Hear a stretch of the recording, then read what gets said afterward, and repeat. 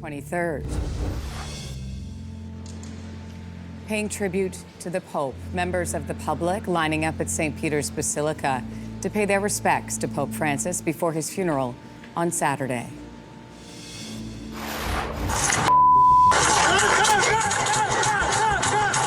Body camera footage showing a moment right before a traffic stop in Toronto turns deadly. Take cover, take cover. We have to stick up and be proud Canadians and, vote for the right person that's going to be able to stand up for us. Record turnout. Elections Canada says about 7.3 million people voted in advance polls over the Easter weekend. That smashes the previous record of 5.8 million. I'm saying I have an exam left at school, and I was more stressed about this than I was about school.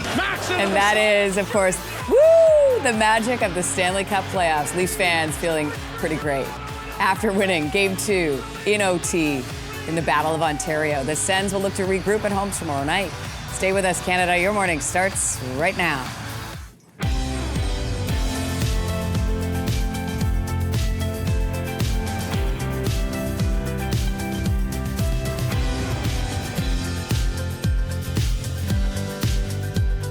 Welcome to Your Morning, everybody. Anne-Marie is on assignment. I'm Lindsey Deluce. Hey, everybody. Hope you're having a great start to your day. I'm Teddy Wilson. Great to have you, Teddy. I'm Kelsey McEwen. Happy Wednesday. Happy Wednesday. Thought about it for a second. You did. Sometimes you got to think about it, yeah. Yes. Well, it's been a busy week. We've had not only a lot of news, obviously, in Canada, but also internationally. Yeah, that's right. And let's take a look at the top news stories we're following for you today. And we'll begin with Pope Francis, who is now lying in state inside St. Peter's Basilica.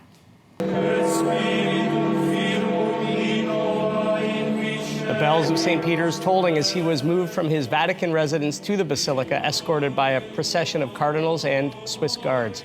The Pope's body will lie in state in the Basilica for 3 days for public viewing before his funeral Saturday morning. Heads of state and other leaders are expected for the funeral, but these days of public viewing are meant for the public to grieve. The Pope passed away Monday morning. The lines of people hoping to pay tribute to Pope Francis are long, with folks lining up at around 4 a.m. local time. So it's very important to say goodbye to him. Hundreds of people can also see what's happening inside the Basilica on a giant screen outside. A short service by clergy was held before members of the public could enter the Basilica to pay their respects. Here's a live look now, I believe we have inside St. Peter's Basilica. The Pope's coffin is open for people to view until 7 p.m. on Friday. A record number of people cast a ballot during 4 days of advanced polling over the Easter weekend. Expected a lot of voters to come out, and I think it's a crucial turning point for Canada. Yes, everybody knows it's a very important election this year. So Elections Canada says an estimated 7.3 million people voted between April 18th and 21st. Now, the previous record was 5.8 million, and that was during the 2021 election. 2 million people voted on the first day of advanced voting, Friday alone. Many people reported waiting in long lines, which prompted Elections Canada to make some changes for the remaining 3 days. The deadline for voting in person at Elections Canada offices was yesterday. The sexual assault trial of 5 former World Junior hockey players is moving ahead now that jury selection is complete.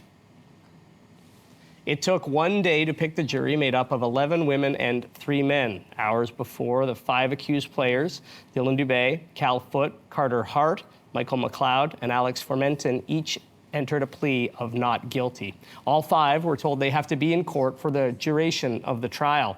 The players are accused of sexually assaulting a woman in a London hotel room after a Hockey Canada gala in June 2018. The judge is expected to instruct the jury this morning. After that, the Crown will present its opening statement.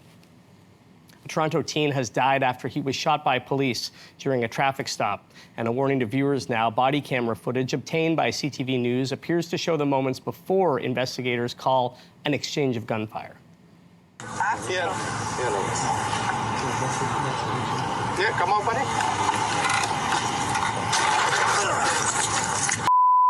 So the video stops at the moment when the teen appears to pull a gun. That was when the two police officers opened fire at the sedan. There were 6 people inside the car when it was pulled over on Sunday.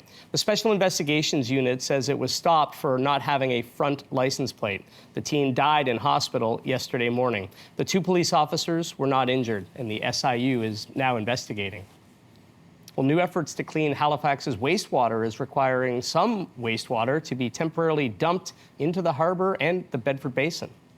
It's strongly recommended during this time to avoid swimming in the harbour and to limit your contact with harbour water. So the city is installing new ultraviolet equipment needed to clean its wastewater. As this work is being done, people are being told to avoid water from the harbour and the basin. People in downtown Halifax are also urged to cut down on water use. Halifax Water will let the public know when the work is complete. After that, it'll be up to the public to decide how long they want to wait to get back on the harbour. Well, Quebec has declared the province's measles outbreak officially over. The provincial health department says no new cases have been reported for 32 days, and that's the standard for when an outbreak is considered over. The federal government says 880 measles cases have been reported in 5 provinces so far this year. Most of those are in Ontario. Well, Frank and Oak is closing all 14 of its stores across Canada. They're also selling off its intellectual property to a Montreal-based company as part of restructuring efforts. In a press release, the company says the Superior Court of Quebec approved the sale of the group. They say the Frank and Oak brand will continue, but their original corporate entity is expected to file for bankruptcy and wind down operations. The existing inventory will also be liquidated, but e-commerce sales will continue for Canadian customers. The new operating company will also look at options for the future of the Frank and Oak brand, which could mean relaunching in some markets. Well, as you probably know, the Toronto Maple Leafs are taking a 2-0 series lead down Highway 401. He's in over the line, dropping for Max. Max into the slot, shooting, scores! Max Domi scores for Toronto in overtime! And there you have it. Max Domi's overtime winner stopped Ottawa's comeback. After taking a 2-0 lead in the first, the Leafs play dropped off in the second before the Sens tied the game late in the third, forcing that overtime.